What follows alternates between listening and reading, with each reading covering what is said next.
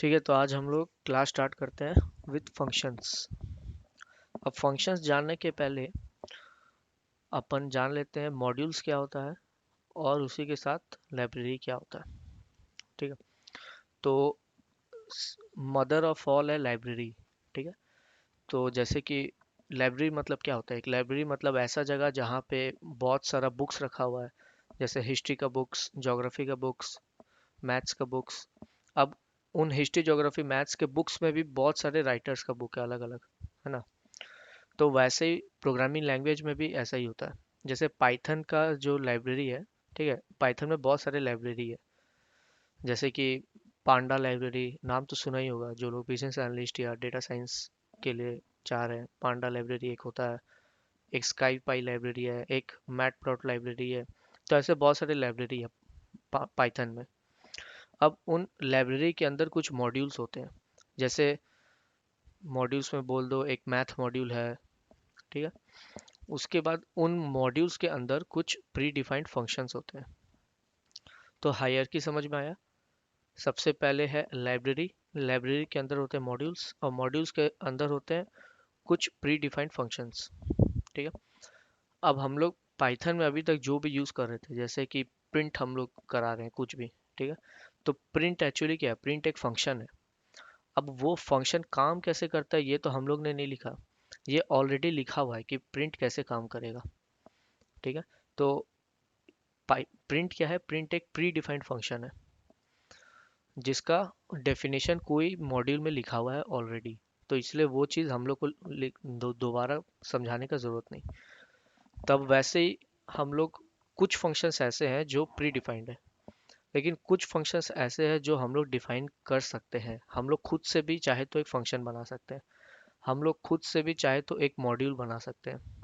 ठीक है, तो हम लोग जब खुद से कोई मॉड्यूल या फंक्शन बनाएंगे तब उसको बोला जाता है यूजर डिफाइंड मॉड्यूल या फिर यूजर डिफाइंड फंक्शंस।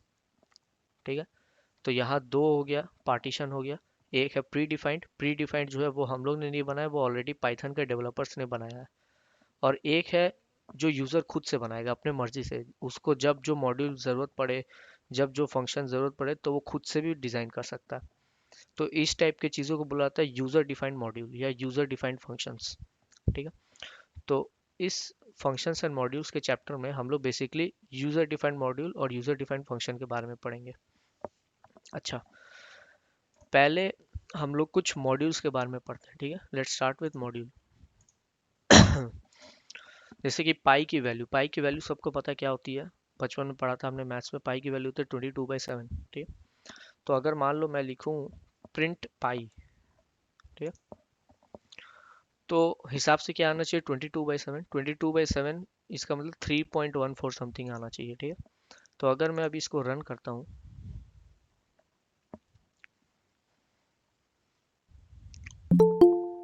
तो देखो क्या आ रहा है, पाई इज नॉट डिफाइंड। ठीक है, इसका मतलब पाई डिफाइंड नहीं है। क्यों? क्योंकि ये पाई एक क्या है, कांस्टेंट है। ठीक है, अब इस कांस्टेंट का मतलब कोई एक ऐसे मॉड्यूल में रखा है जो हमारे पास अभी नहीं है, तो उस मॉड्यूल को पहले लाना होगा। और उस मॉड्यूल का नाम क्या है, उस मॉड्यूल का नाम है मैथ। ठीक है, तो हमें ऊपर लिखना होगा इंपोर्ट मैथ। ठीक है, तो अब हमने जब मैथ मॉड्यूल को इंपोर्ट कर दिया है तब हम पाई की वैल्यू यूज कर सकते हैं using dot operator, math dot pi, ऐसे हम लोग फिर लिख सकते हैं। ठीक है, अब इसको अगर रन करेंगे हम लोग तो देखो वैल्यू होगी 3.141, जो पाई की वैल्यू है वो। ठीक है, अब ऐसे ही अगर मान लो हम प्रिंट साइन 90। ठीक है, साइन 90 की वैल्यू हमें प्रिंट करनी है। ठीक है, साइन 90 प्रोग्रामिंग में बेसिकली ये रेडियन होता है, मतलब 90 रेडियन। साइन 90 रेडियन का वैल्यू क्या होता है, अराउंड 0.8 समथिंग। ठीक है, तो अभी हम लोग अगर इसको रन करेंगे तो फिर से एक एरर आएगा, ये दिखाएगा साइन इज नॉट डिफाइंड। देखो साइन इज नॉट डिफाइंड क्यों, क्योंकि साइन का मतलब इसको पता ही नहीं है। तो हम लोग को बार बार लिखना पड़ेगा ऐसे। ठीक है, मैथ डॉट साइन 90 अब लिखेंगे तब कोई एरर नहीं आएगा।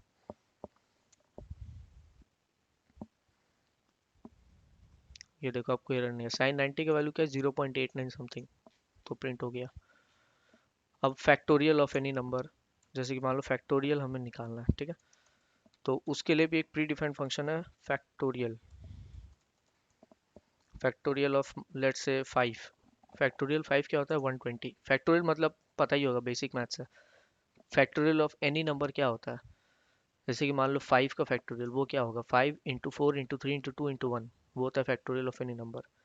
तो 5 इंटू 4 इंटू 3 इंटू 2 इंटू 1 क्या होता है? 120।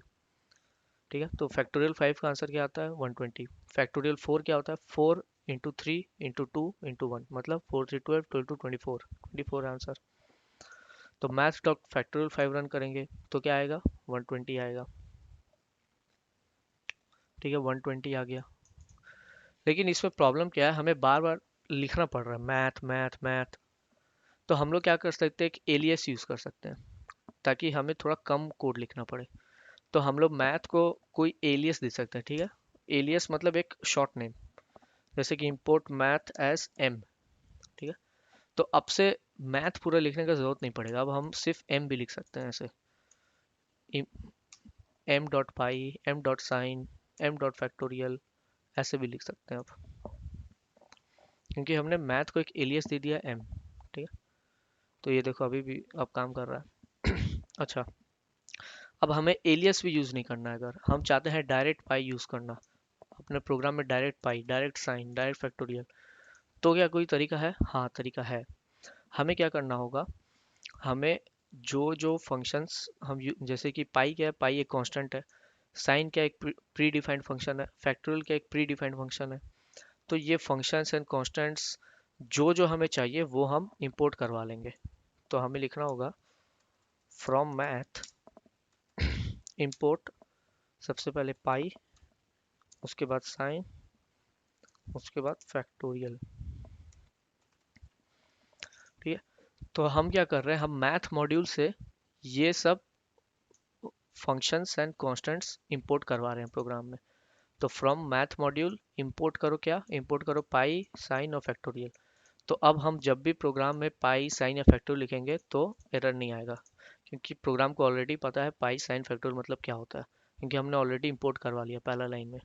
तो ये देखो आ गया। ठीक है, अच्छा, अब ये हम लोग ये कॉन्स्टेंट्स एंड फंक्शंस ये सब जो मॉड्यूल के अंदर होते हैं वो ऐसे लिख के भी हम लोग इंपोर्ट करा सकते हैं, या अगर एक ही बार में हम चाहते हैं सारा के सारा फंक्शंस, सारा के सारा कांस्टेंट जो कुछ भी है इस मॉड्यूल के अंदर सब कुछ इंपोर्ट हो जाए, तब हम लोग लिख सकते हैं इंपोर्ट स्टार।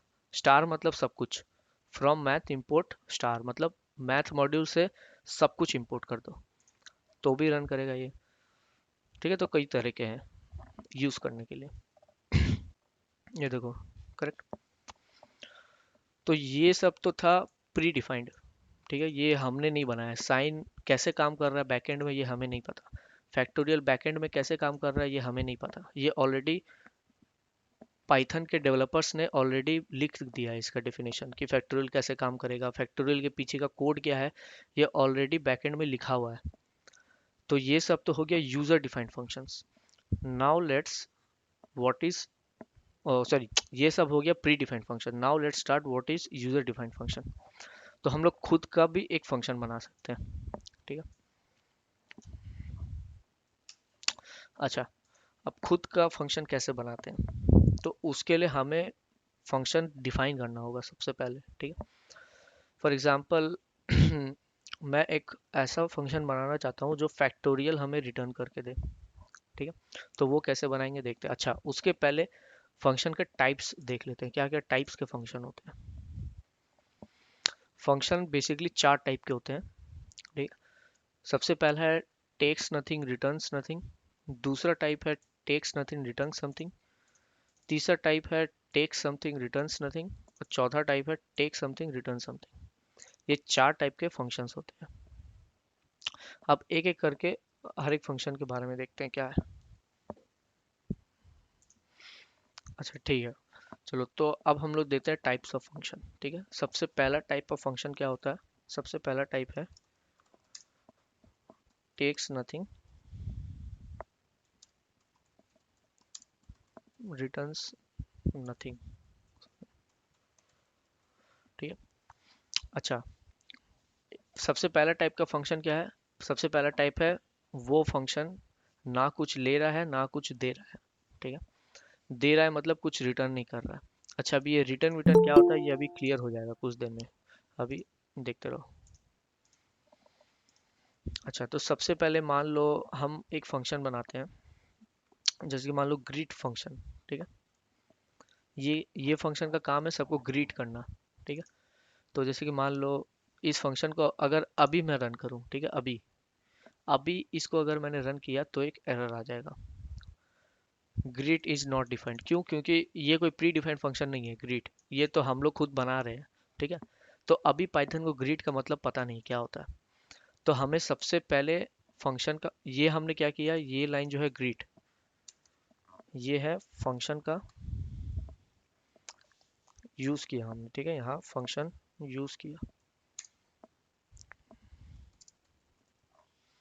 या इसको टेक्निकल टर्म में बोले तो इस लाइन को बोला जाता है फंक्शन कॉल। ठीक है, मतलब हमने यहाँ फंक्शन को बुलाया, ग्रीट फंक्शन आ जाओ, लेकिन ग्रीट फंक्शन बना ही नहीं है अभी तक, तो आएगा कहाँ से? ठीक है, तो इसलिए फंक्शन कॉल अभी इनवैलिड है। तो फंक्शन कॉल करने के पहले हमें फंक्शन को डिक्लेयर एंड डिफाइन करना पड़ता है। अच्छा, फंक्शन डिक्लेयर एंड डिफाइन, इन दोनों का मतलब क्या है? डिक्लेयर करना मतलब एक डिक्लेयर करना, हाँ मैं एक फंक्शन बना रहा हूँ। तो डिक्लेयर करने का कीवर्ड है डिफाइन। ठीक है, हम डिफाइन कर रहे हैं। ठीक है, और डेफ ग्रीट। ठीक है, तो इस तरह हम फंक्शन को डिक्लेयर कर रहे हैं यहाँ पे। ठीक है, अब हम इस फंक्शन का डेफिनेशन लिख रहे हैं। अब इस फंक्शन का डेफिनेशन क्या है? इस फंक्शन का डेफिनेशन है कि ये जब भी कॉल होगा ये लिख देगा hello I am called, hello I am called, my name is greet. ठीक है,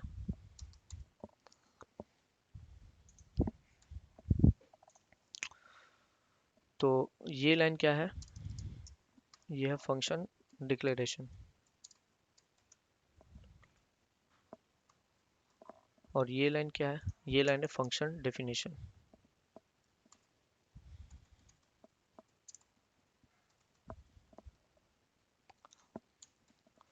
ठीक है, तो हम लोग फंक्शन कॉल कर रहे हैं, फंक्शन कॉल कर रहे हैं तो फंक्शन का मतलब भी तो कुछ होना चाहिए। तो फंक्शन का मतलब बताने के लिए डिक्लेरेशन एंड डेफिनेशन देना ज़रूरी है। तो डिक्लेयर हम लोग यहाँ कर दिया, ये देखो डिक्लेयर फंक्शन का डेफिनेशन अब यहाँ नीचे लिखा हुआ है, और ये क्या है? ये फंक्शन का डेफिनेशन है। तो अब जब भी ग्रीट फंक्शन कॉल होगा जितने बार भी, उतनी बार ये प्रिंट हो जाएगा, hello I am called my name is greet. इसको रन करके अगर देखें तो देखो क्या हो गया, hello I am called my name is greet. ठीक है, अब हम लोग वापस अगर लिखे ग्रीट फंक्शन, वापस अगर ग्रीट लिख दे तो क्या एक बार और आ जाएगा, hello I am called my name is greet. ये देखो hello I am called my name is greet. तो अब हम लोग जितना बार भी ये ग्रीट फंक्शन कॉल करेंगे उतना बार ये प्रिंट हो जाएगा। तो फंक्शन बनाने का एक फ़ायदा पता चल गया यहीं पे, कि वो हमारा time and lines of code save करता है। अगर ये चीज़ हमें मैनुअली करना पड़ता, अगर मान लो किसी ने कहा 100 बार ग्रीट लिखो, ठीक है, तो हम क्या करते हैं, हम 100 बार ये लिखते हैं। मतलब हम मान ले, मान लो हमें किसी ने कहा 100 बार ये लाइन लिखो, hello I am called my name is greet. तो एक बेवकूफ़ प्रोग्रामर जो फंक्शन नहीं पढ़ा है वो क्या करेगा, वो 100 बार बैठ के प्रिंट स्टेटमेंट लिखेगा, hello I am called my name is greet, hello I am called my name is greet. लेकिन जो एक स्मार्ट प्रोग्रामर है वो क्या करेगा, वो एक फंक्शन बना लेगा और इस फंक्शन को 100 बार कॉल कर देगा। ठीक है, अब 100 बार कॉल करने के लिए 100 बार लिखने की भी जरूरत नहीं, एक लूप बना लो, उस लूप के अंदर ग्रीट को 100 बार आइटरेट कर दो, तो हो गया काम अपना। ठीक है, तो ये होता है टेक्स नथिंग रिटर्न्स नथिंग। अच्छा, टेक्स नथिंग क्यों है? टेक्स नथिंग है क्योंकि हमने इसके पैरेंथेसिस के अंदर, ये क्या है, ये ब्रैकेट है ना फंक्शन का, इसके अंदर अभी तक कुछ पास नहीं किया। ठीक है, इसके अंदर अभी तक कुछ हमने लिखा नहीं, इसीलिए ये है टेक्स नथिंग, मतलब इस फंक्शन ने कुछ लिया ही नहीं। अच्छा, और ये रिटर्न नथिंग नेचर का है। रिटर्न नथिंग क्यों? क्योंकि इस फंक्शन ने कुछ रिटर्न नहीं किया अभी तक।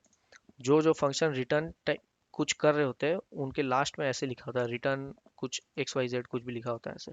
ठीक है, तो ये फंक्शन ना ही कुछ ले रहा है ना ही कुछ दे रहा है, तो इसलिए ये टेक्स नथिंग रिटर्न्स नथिंग। अच्छा, अब सेकंड टाइप का फंक्शन, सेकेंड टाइप का फंक्शन होता है टेक्स नथिंग रिटर्न समथिंग। अभी धीरे धीरे क्लियर होते जाएगा पिक्चर। अभी हो सकता है फर्स्ट समझ में नहीं आएगा किसी को, तो अभी समझ में आ जाएगा 5 मिनट में। अच्छा, अब टेक्स नथिंग रिटर्न समथिंग, इसका मतलब ये कुछ ले रहा है लेकिन दे नहीं रहा है कुछ। ठीक, सॉरी उल्टा बोल दिया। टेक्स नथिंग रिटर्न समथिंग मतलब कुछ ले नहीं रहा है मगर कुछ दे रहा है। ठीक है, तो चलो वापस हम लोग यूज करते हैं। जैसे कि पूरे चीज को मैं कमेंट आउट कर देता हूँ, ये पूरे चीज को कमेंट आउट। ठीक है, अच्छा अब ये है टेक्स नथिंग रिटर्न समथिंग। तो जैसे कि मान लो ग्रीट फंक्शन हमने कॉल किया। ठीक है, अच्छा अब इस ग्रीट का डिक्लेरेशन और डेफिनेशन भी लिखना होगा। तो डिफाइन ग्रीट। ठीक है, अच्छा इस बार ये रिटर्न करके दे रहा है हमें, मान लो कोई भी एक वैल्यू, जैसे कि मान लो रिटर्न करके दे रहा है ये, मान लो 10 रिटर्न करके दे रहा है। ठीक है, अच्छा अब हम क्या कर रहे हैं, ये फंक्शन जब भी कॉल हो रहा है ग्रीट फंक्शन, तो ये रिटर्न करके दे रहा है क्या, एक नंबर रिटर्न करके दे रहा है क्या, वो नंबर कौन सा है? वो है 10। अच्छा, अब कोई भी कुछ देता है तो लेने के लिए भी तो कुछ चाहिए, लेंगे कहाँ उसको, हवा में तो नहीं लेंगे। तो इसलिए लेने के लिए भी एक वेरिएबल बनाते हैं जहाँ पे ये रिटर्न वैल्यू स्टोर कर सके। जैसे कि मान लो x नाम का एक वेरिएबल है, इसके अंदर मैंने ग्रीट फंक्शन को जो रिसीव हुआ है वो स्टोर करवा सके हम लोग, तो x इक्वल टू ग्रीट हम लोग लिखते हैं। अब अगर मान लो हमने प्रिंट x किया, ठीक है, तो देखते हैं क्या होता है प्रिंट।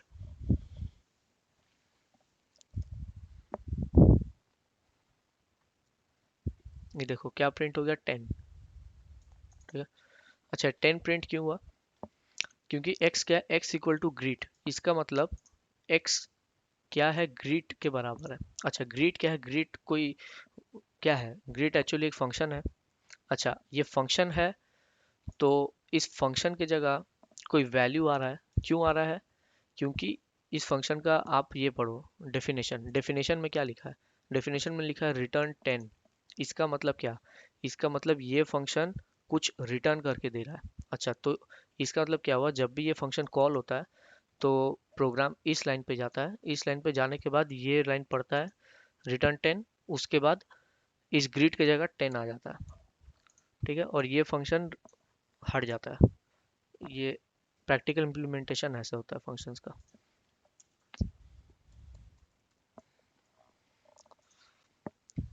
तो ये क्या है, ये है type takes nothing return something, क्योंकि ये कुछ ले नहीं रहा है ना, यहाँ पे मैंने कुछ एक्स वाई जेड कुछ लिखा नहीं लिखा, ये ब्लैंक था। तो जब भी पैरेंथेसिस ब्लैंक होगा इसका मतलब वो फंक्शन का टाइप क्या है, टेक्स नथिंग नेचर। और जब भी कुछ रिटर्न करके दे रहा है, जब भी कोई भी फंक्शन में ये कीवर्ड देख लो रिटर्न कीवर्ड, इसका मतलब वो रिटर्न समथिंग नेचर का है, ये याद रखना। ठीक है, तो ये हो गया example text nothing return something. मतलब कुछ ले तो नहीं रहा है लेकिन बदले में कुछ दे जरूर रहा है। ठीक है, क्या दे रहा है, ये 10 दे रहा है। अच्छा ये जरूरी नहीं कि एक नंबर हो, ये मान लो हेलो, ये भी दे सकता है, ये एक स्ट्रिंग भी दे सकता है रिटर्न में। तो ये कुछ भी दे सकता है, ये फ्लोट दे सकता है, इंटीजर दे सकता है, स्ट्रिंग दे सकता है, कुछ भी। ठीक है, ये देखो इस बार ये हेलो दे रहा है रिटर्न करके, तो ये कुछ रिटर्न करके दे रहा है ना, इसीलिए ये टेक समथिंग। ठीक है, इसको कमेंट आउट कर देते हैं। अच्छा थर्ड टाइप क्या है, थर्ड टाइप है टेक समथिंग रिटर्न्स नथिंग। अच्छा इस बार ये जो फंक्शन है ये कुछ ले तो रहा है मगर कुछ दे नहीं रहा है। अच्छा तो ये देखते हैं कैसे काम करता है। जैसे कि मान लो मैंने लिख दिया ग्रीट फंक्शन, और ये कुछ ले रहा है, ले रहा है मतलब हमें इस पैरेंथेसिस के अंदर कुछ देना होगा, क्योंकि ये टेक समथिंग नेचर का है। तो हम लोग क्या दें, हम लोग जैसे मान लो कोई भी फंक्शन हम बना रहे हैं, वो इस तरह बनाते हैं कि वो कोई भी जैसे कि मान लो उसको जो भी वैल्यू इधर दी जाए वो प्रिंट करके दिखा दें with string like hello my name is something. अच्छा तो जैसे कि मान लो सबसे पहले हम कुछ दे रहे हैं, इसको क्या दे रहे हैं, हम लोग कोई भी नाम दे रहे हैं, फॉर एग्जांपल मेरा नेम विष्णु, हम लोग विष्णु को पास कर रहे हैं इस फंक्शन में। ठीक है, अच्छा, आप ग्रीट फंक्शन डिफाइन तो कर ले पहले। तो ग्रीट और डिफाइन ग्रीट। अब हम क्या कर रहे हैं, प्रिंट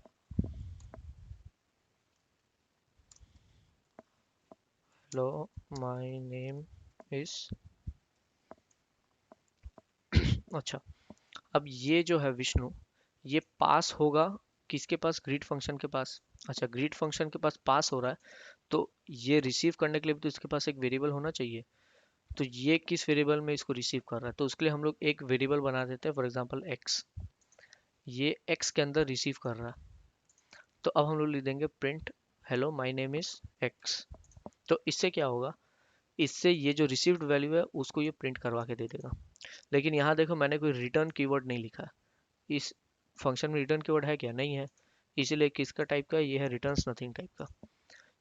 और ये टेक समथिंग क्यों है, टेक समथिंग है क्योंकि फंक्शन कॉल के टाइम हम कुछ पास करके दे रहे हैं इसको। क्या पास करके दे रहे हैं, विष्णु पास करके दे रहे हैं। ठीक है, इसको रन करते हैं। तो देखो क्या, hello my name is Vishnu. ठीक है, हम लोग यहाँ जो भी पास करें, फॉर एग्जांपल हम लोग यहाँ स्वप्निल अगर लिख दें, ठीक है, तो स्वप्निल पास हो जाएगा। पास होके किसके पास जाएगा, एक्स के पास।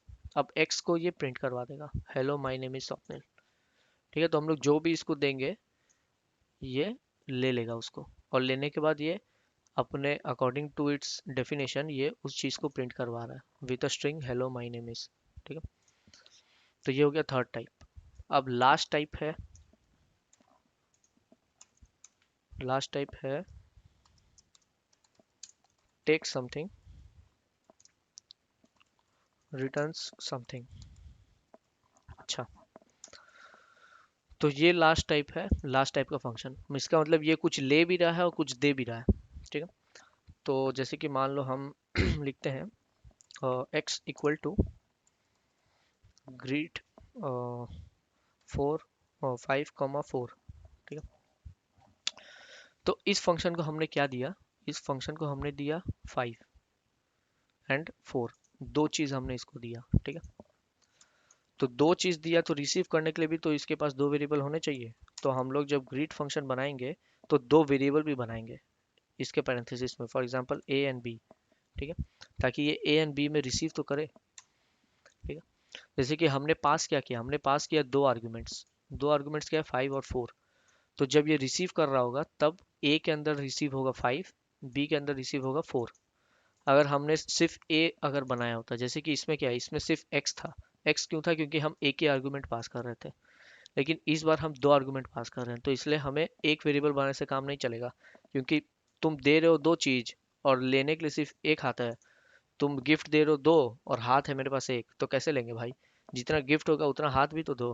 तो इसीलिए दो चीज अगर दे रहे हैं तो दो हाथ भी चाहिए लेने के लिए। तो ए और बी दो वेरिएबल बनाना होगा।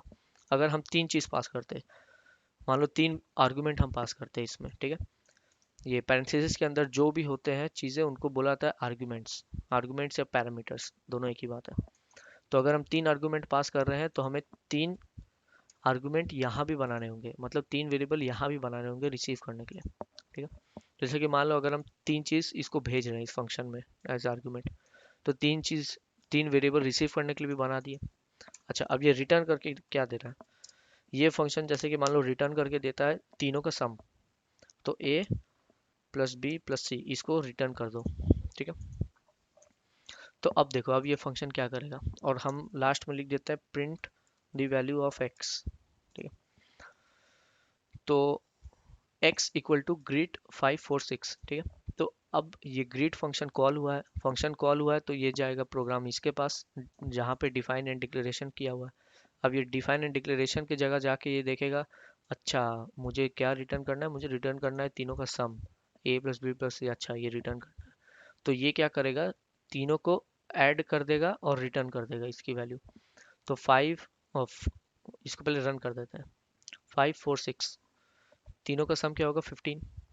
तो रिटर्न करेंगे तो देखो आंसर क्या है, 15। ठीक है, तो ये काम कैसे कर रहा है, सबसे पहले प्रोग्राम इधर से स्टार्ट कर रहा है। ठीक है, x इक्वल टू ग्रीट, ये देखा।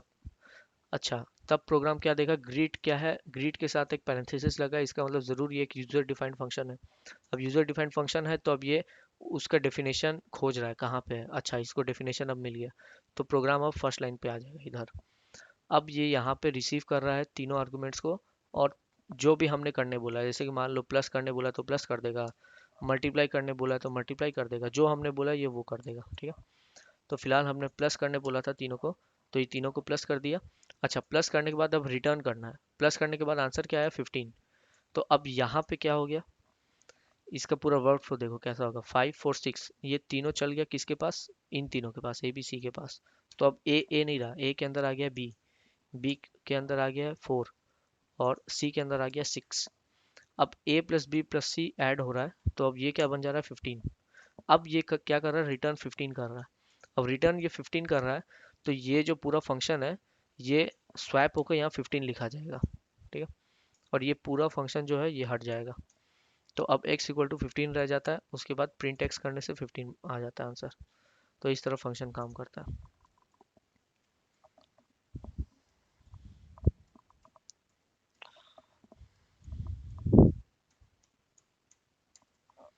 ठीक है, तो ये 4 तरह के फंक्शंस हो गए।